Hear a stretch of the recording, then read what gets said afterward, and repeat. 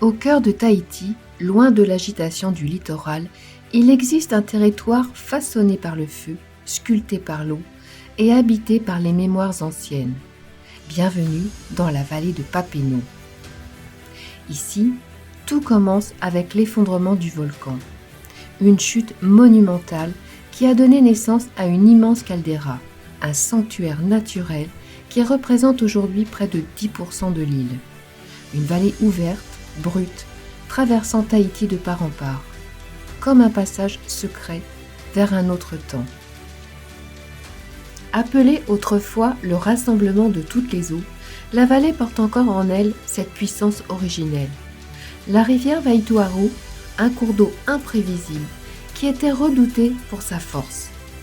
Ici, l'eau est partout. Elle sculpte la roche, fait jaillir des cascades vertigineuses et nourrir une végétation dense, presque indomptée. Pendant des siècles, la vallée fut un refuge pour des grandes chefferies tahitiennes. On l'appelait Temano Hai, les 10 000 guerriers. Un territoire vivant, stratégique, sacré. Puis, au XIXe siècle, les habitants sont peu à peu déplacés vers les côtes. La vallée se vide, mais n'oublie rien. Aujourd'hui encore, elle garde les traces de ce passé dissimulé dans la végétation. Mais pour vraiment comprendre la Papenao, il faut s'y aventurer. À bord du 4x4, je fais la rencontre de Noah, un guide comme on en rencontre rarement, passionné, habité par son île.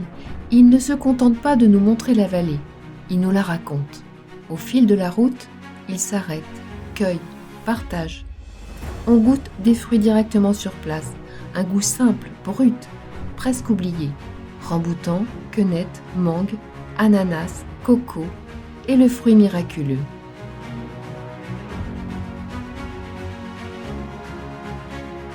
Entre deux passages de rivière et quelques secousses bien senties, il nous parle des arbres, des anguilles cachées dans les eaux sombres et des fleurs tout autour de nous. Comme ici, la fleur de shampoing que l'on presse pour en faire mousser un parfum naturel, ou encore cette fleur étonnante qui change de couleur au fil de la journée, du jaune au rouge, comme un reflet de soleil qui décline. Et toujours cette sensation d'être au cœur d'un monde vivant.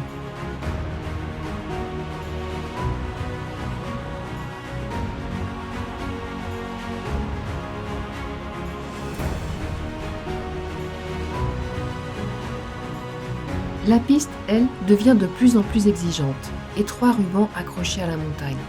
Les virages en épingle s'enchaînent. Les falaises plongent. Le vide se rapproche. Pour ceux qui, comme moi, regardent un peu trop en bas, le frisson est bien réel. Mais Noah maîtrise. Avec une aisance presque déconcertante et même une pointe d'humour, il nous fait traverser ces passages spectaculaires comme si tout était parfaitement normal. Et peu à peu, la peur laisse place à l'émerveillement.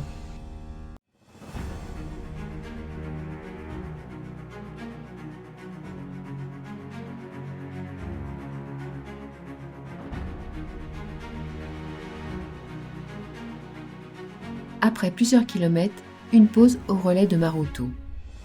Un peu plus loin, dans la vallée se trouve le site de Fareape, un vaste site archéologique installé sur une terrasse alluviale, témoin de l'organisation de l'habitat ancien.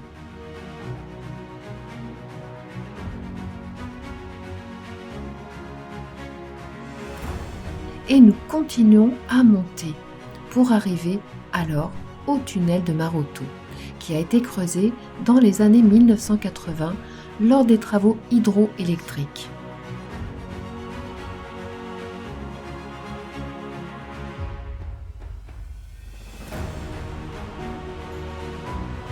Et de l'autre côté, surprise, le lac Vairea apparaît, silencieux, entouré de montagnes. Une étendue d'eau douce posée là, comme un secret bien gardé. Et au loin, l'océan. Ce lac est le seul naturel de Tahiti. Il s'est formé après un important effondrement de terrain, créant un barrage naturel qui s'étend sur près de 800 mètres.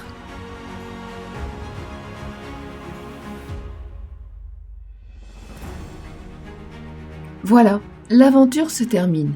Nous venons de traverser la route de la Traversière, reliant le nord au sud de Tahiti.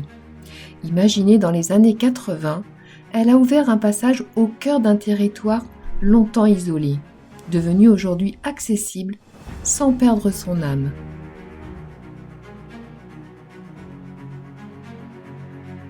Une route discrète, posée entre les hommes et la nature.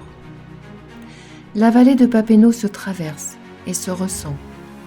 C'est une aventure, bien sûr, mais c'est aussi une rencontre, avec une nature intacte, avec une histoire ancienne, et parfois avec des personnes comme Noah qui donnent à ce voyage une dimension encore plus humaine.